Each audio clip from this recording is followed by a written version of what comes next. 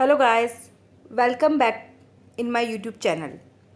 आज के इस लेक्चर में हम पाचन तंत्र की क्रिया विधि के बारे में विस्तार से पढ़ेंगे। इससे पहले वाले लेक्चर्स में मैंने पाचन तंत्र की संरचना को डिटेल में एक्सप्लेन किया था। अगर आपने मेरे वो वीडियो नहीं देखे तो आप मेरे उन वीडियो को देखिए, मेरे चैनल को सब्सक्राइब कीजिए और लाइक और शेयर कीजिए। तो चलिए स्टार्ट करते हैं हम हमारा आज का लेक्चर, पाचन की क्रिया विधि। पाचन के द्वारा भोजन जो होता है वो जटिल से सरल रूप में बदलता है, जिसको हमारे शरीर के विभिन्न अंगों और कोशिकाओं द्वारा ग्रहण कर लिया जाता है। पाचन की क्रिया में बहुत सारे अंग सम्मिलित होते हैं और वो अंग हैं मुख, मुख गुहा, ग्रसनी, ग्रसिका, आमाशय, छोटी आंत तथा बड़ी आंत। मानव एक सर्वाहारी और प्राणी संभोजी जीव है। उसमें पाचन की क्रिया के निम्न चरण होते हैं। सबसे पहला चरण जो है वो है अंतःग्रहण। अंतःग्रहण क्रिया में क्या होता है कि भोजन जो होता है उसको चबाया जाता है और निगला जाता है। इस क्रिया के अंतर्गत क्या करते हैं, हमारे जो मुख गुहा में दांत उपस्थित है, रदनक, कृतनक, अग्रचवर्णक और चवर्णक, साथ ही पेशीय जीभ, ये इन भोजन को पाचन करने में हमारी सहायता करती है। दांतों के द्वारा भोजन को चबाया जाता है और जीभ भोजन को समेटती है और हमें स्वाद का ज्ञान कराती है। और भोजन जो होता है अर्ध ठोस गोले के रूप में बदल जाता है, जिसको हम बोलस या निवाला कहते हैं। अब ये निवाला जो होता है ये ग्रसनी और ग्रसिका से होते हुए ये पहुंचता है हमारे आमाशय में। तो अंतःग्रहण के अंतर्गत भोजन को चबाया और निगला जाता है। उसके बाद में पाचन की क्रिया प्रारंभ होती है, जिसमें भोजन जो होता है उसके जटिल कण जो होते हैं वो सरल रूप में बदलते हैं। जब भोजन का पाचन पूरा हो जाता है उसके बाद में इनका अवशोषण होता है। रक्त द्वारा पचित भोजन जो होता है उसको अवशोषित किया जाता है और ये रक्त इस भोजन को आगे हमारे शरीर की कोशिकाओं तक ले जाता है और वो कोशिकाएं हम इस पचित भोजन को उपयोग में लेती है। इस क्रिया को स्वांगीकरण कहते हैं। स्वांगीकरण से क्या तात्पर्य है कि पचित भोजन का कोशिकाओं द्वारा उपयोग में लेना, इस क्रिया को स्वांगीकरण कहते हैं। और जो अपचित भोजन है वो आहार नाल के अंतिम भाग में यानी मलाशय तक पहुंचता है, तो इस क्रिया को बहिक्षेपण कहते हैं। तो इस तरह से पाचन की क्रिया के 5 चरण हैं। अब हम स्टार्ट कर रहे हैं पाचन की क्रिया कि पाचन की क्रिया मनुष्य में किस तरह से प्रारंभ होती है। तो सबसे पहले पाचन जो होते हैं उसको करने वाले विभिन्न प्रकार के एंजाइम होते हैं। भोजन की में विभिन्न प्रकार के पोषक तत्व होते हैं, जैसे कार्बोहाइड्रेट है, प्रोटीन है, वसा है। इनका पाचन करने के लिए क्या होते हैं, बहुत सारे एंजाइम्स होते हैं। अब अगर हम बात करें कार्बोहाइड्रेट, तो कार्बोहाइड्रेट के पाचन के लिए एमाइलेज, शुक्रेज, लैक्टेज और माल्टेज ये एंजाइम पाए जाते हैं। अगर हम बात करें प्रोटीन की, तो प्रोटीन के लिए pepsin, trypsin, rennin, chymotrypsin, peptidase, carboxypeptidase enzyme सहायक है। वसा और लिपिड के पाचन के लिए लाइपेज एंजाइम सहायक है और न्यूक्लिक अम्ल के पाचन के लिए न्यूक्लियेज और फास्फेटेज एंजाइम जो होते हैं वो महत्वपूर्ण भूमिका निभाते हैं। पाचन, मुख गुहा में पाचन। तो मुख गुहा में पाचन की क्रिया जो होती है प्रारंभ हो जाती है। मुख गुहा में जैसे ही भोजन आता है तो उसके साथ क्या मिक्स होता है, लार होता है। लार जो होता है लार ग्रंथियों से स्रावित होता है। इस लार की पीएच का मान होता है 6.8। लार में एमाइलेज एंजाइम जो होता है वो उपस्थित होता है, जिसे लार एमाइलेज या सलाइवरी एमाइलेज और टाइलिन भी कहा जाता है। लार एमाइलेज जो होता है ये हमारे भोजन में उपस्थित स्टार्च जो कि एक पॉलीसैकेराइड है, इसको इसके सरलतम रूप यानी कि डाइसैकेराइड यानी माल्टोज में बदलता है। मुख गुहिका में भोजन बहुत ही कम समय के लिए रहता है, इसीलिए स्टार्च का यहाँ पर क्या होता है, आंशिक विपाचन यानी पार्शियल डाइजेशन ही होता है, यहाँ पर कंप्लीट डाइजेशन नहीं हो पाता।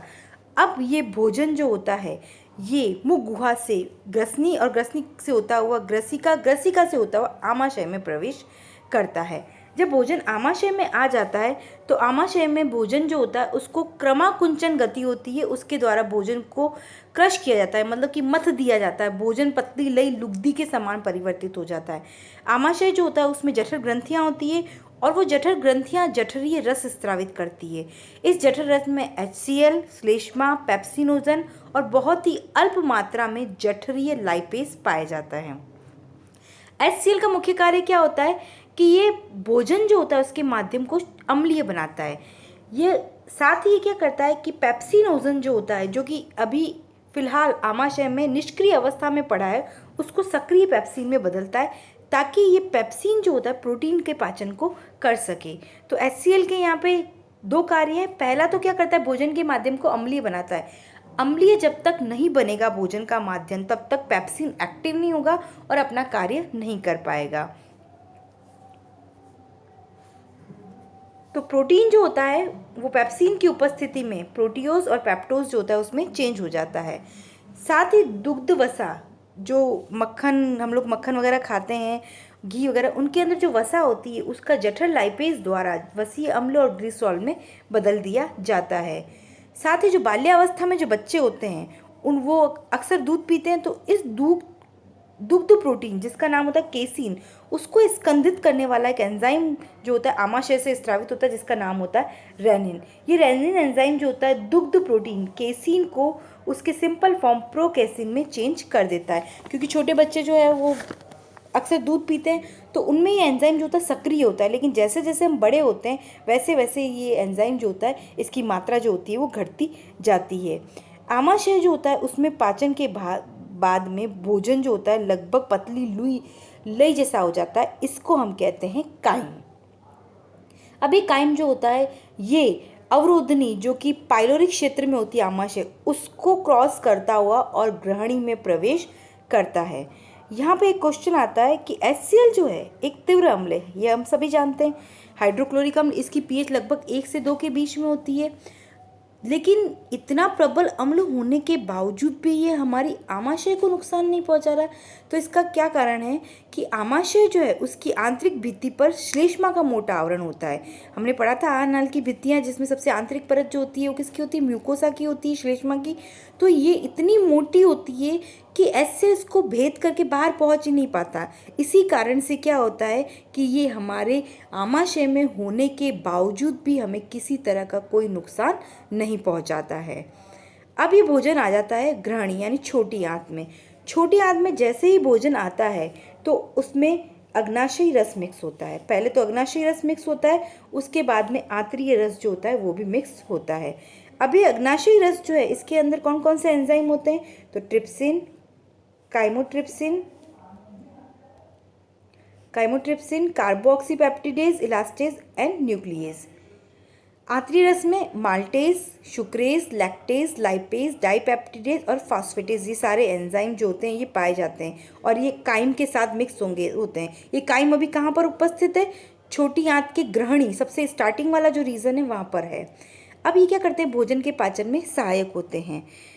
आंशिक रूप से जो भोजन यहाँ पर भोजन का लगभग पूर्णतः पाचन होता है, यानी मैक्सिमम पाचन की क्रिया जो होती है वो छोटी आंत की ग्रहणी में हो जाती है। अब यहाँ पर क्या होता है कि वसा जो होता है उसके साथ में पित्तरस मिक्स होता है। अब ये काइम जो है उसके अंदर वसा है, वसा काइम में घुल जाती है, तो वसा जो है यहाँ पर आती है। वसा में क्या होता है, पित्तरस जो होता है वो मिक्स होता है। और पित्तरस का स्त्रावण कहाँ से होता है, पिताशय से। बनता तो यकृत में, लेकिन स्त्रावित कौन करता है, पिताशय। पिताशय सामान्य पित्त वाहिनी द्वारा वो कहाँ पर, ग्रहणी जो है वहाँ पर प्रवेश करता है। अब यहाँ पर जब पित्तरस मिल जाएगा तो वसा जो होगी अपने सिंपल फॉर्म पायसीकृत वसा में आ जाएगी और यहाँ पर लाइपेज एंजाइम जो है इसको पायसीकृत वसा में बदलेगा। अभी ये वसा का पूर्णतः पाचन नहीं हुआ है। वसा सिर्फ क्या होता है, छोटी छोटी गोलिकाओं में बदलती है। पायसीकृत का मतलब यही है कि वसा की जो बड़ी बड़ी गोलिकाएं हैं वो छोटे छोटे आकार की गोलिकाओं में बदल जाती है। ट्रिप्सिनोजन जो होता है वो एंटेरोकाइनेज की उपस्थिति में ट्रिप्सिन सक्रिय रूप में, सामान्यतः आहार नाल के जो विभिन्न भाग हैं उनमें एंजाइम्स होते हैं निष्क्रिय अवस्था में होते हैं जब हम भोजन नहीं करते। जब हम भोजन करते हैं तभी सक्रिय होते हैं। तो ये ट्रिप्सिनोजन जो होता है एंटेरोकाइनेज की उपस्थिति में सक्रिय ट्रिप्सिन में बदलता है। काइमोट्रिप्सिनोजन प्रोकार्बोक्सीपेप्टिडेज, ये भी निष्क्रिय अवस्था में। अब जो ट्रिप्सिन सक्रिय हुआ है ये इनको किस में बदल देता है, काइमोट्रिप्सिन और कार्बोक्सीपेप्टिडेज, ताकि ये सक्रिय होकर के आगे पाचन की क्रिया जो है वो संपन्न कर पाए। अब ये आहार नाल देखो, अब भोजन ये यहाँ पर है, अभी भोजन फिलहाल कहाँ पे, ग्रहणी वाले रीजन में। अब यहाँ से भोजन जो है आगे जो है वो प्रस्थान करेगा।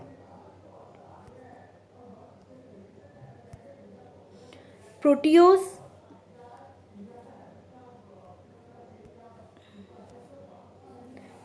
पेप्टोज, पॉलीपेप्टाइड। ठीक है, ये ट्रिप्सिन और काइमोट्रिप्सिन की उपस्थिति में छोटे पॉलीपेप्टाइड, ट्राइपेप्टाइड और डाइपेप्टाइड में बदलते हैं। प्रोटीन को पॉलीपेप्टाइड भी कहते हैं क्योंकि प्रोटीन का सबसे सरलतम रूप क्या होगा, एमिनो अम्ल। तो प्रोटीन का पाचन की क्रिया तब तक चलती रहेगी जब तक कि वो अपने सरलतम रूप एमिनो अम्ल में नहीं बदल जाता है। तो प्रोटियोज, पेप्टोज और पॉलीपेप्टाइड जो कि जटिल प्रोटीन के रूप है, ये ट्रिप्सिन और काइमोट्रिप्सिन जो कि अब सक्रिय अवस्था में आ चुके हैं, ये दोनों एंजाइम जो अब सक्रिय अवस्था में, ये इनको छोटे पॉलीपेप्टाइड, डाइपेप्टाइड और ट्राइपेप्टाइड में बदल देते हैं। अब ये छोटे पेप्टाइड जो है, ये कार्बोक्सीपेप्टिडेज की उपस्थिति में डाइपेप्टाइड और ट्राइपेप्टाइड में बदल जाते हैं। और ये पॉलीपेप्टाइड जो है, ये एमिनो पेप्टिडेज अम्ल की उपस्थिति में डाइपेप्टाइड और ट्राइपेप्टाइड में बदल जाते हैं। डाइपेप्टाइड और ट्राइपेप्टाइड लास्ट में एमिनो अम्ल में परिवर्तित हो जाते हैं। अब यहाँ पर प्रोटीन का पाचन कंप्लीट हो चुका है क्योंकि प्रोटीन के जो बड़े बड़े मॉलिक्यूल्स है पॉलीपेप्टाइड के रूप में, डाइपेप्टाइड, ट्राइपेप्टाइड, वो अपने सिंपल फॉर्म एमिनो एसिड में आ चुके हैं। इस तरह से यहाँ पे प्रोटीन का पाचन लगभग पूरा हो जाता है। पाइसीकृत वसा जो है लाइपेज की उपस्थिति में वसीय अम्ल और ग्लिसरॉल में बदलती है। अब यहाँ पर एक पॉइंट और है, देखिए, पित्ताशय से पित्तरस आया था, आमाशय से जो भोजन आया था उसका माध्यम अम्लीय था, लेकिन पित्ताशय से जो पित्तरस आता है वो उस माध्यम को क्षारीय बना देता है। भोजन का पाचन आमाशय में तो अम्लीय माध्यम में होता है और छोटी आंत में क्षारीय माध्यम में होता है। आमाशय में अम्लीय माध्यम एचसीएल द्वारा प्रोवाइड कराया जाता है और छोटी आंत में क्षारीय माध्यम जो होता है वो पित्तरस द्वारा स्रावित किया जाता है। पित्तरस में किसी प्रकार का एंजाइम नहीं होता है, फिर भी पाचन की क्रिया में सहायक होता है। क्यों? क्योंकि ये भोजन के माध्यम को क्षारीय बनाता है और जब माध्यम क्षारीय होगा तभी लाइपेज अपना वर्क करेगा और वसा जो है उसका पाचन कर उसको उसके सरलतम रूप वसीय अम्ल और ग्लिसरॉल में बदलेगा। नेक्स्ट स्टेप में क्या होता है, सुक्रोज जो होता है सुक्रेज एंजाइम की उपस्थिति में ग्लूकोज और फ्रक्टोज में बदल जाता है। माल्टोज माल्टेज की उपस्थिति में ग्लूकोज और ग्लूकोज में बदल जाता है। लैक्टोज लैक्टेज की उपस्थिति में ग्लूकोज और ग्लैक्टोज में बदल जाता है। ये सारे जो है डाइसैकेराइड है और ये अपने सिंपल फॉर्म मोनोसैकेराइड में बदल जाते हैं।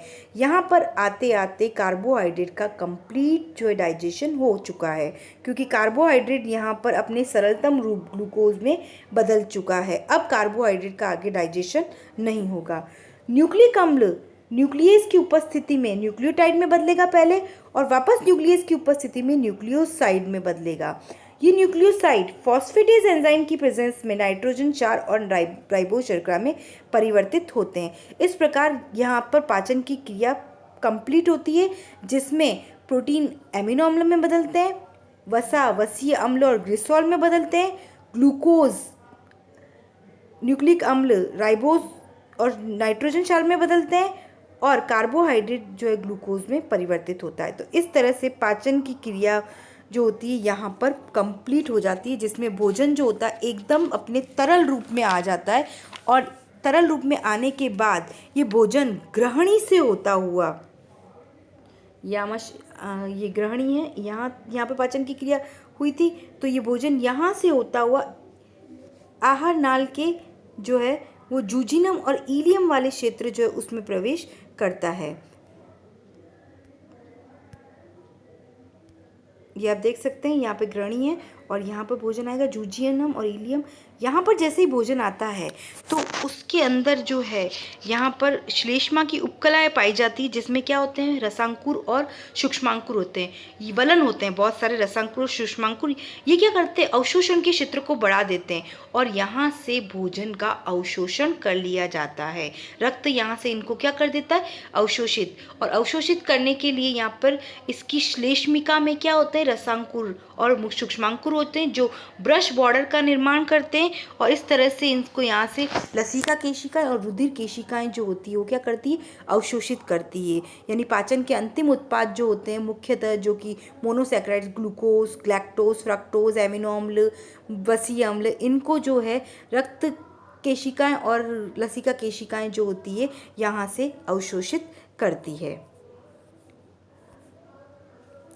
अब इसके बाद में अगर हम देखें तो यहाँ पर भोजन का पाचन कंप्लीट होने के बाद नेक्स्ट स्टेप में अब इसका होता है अवशोषण।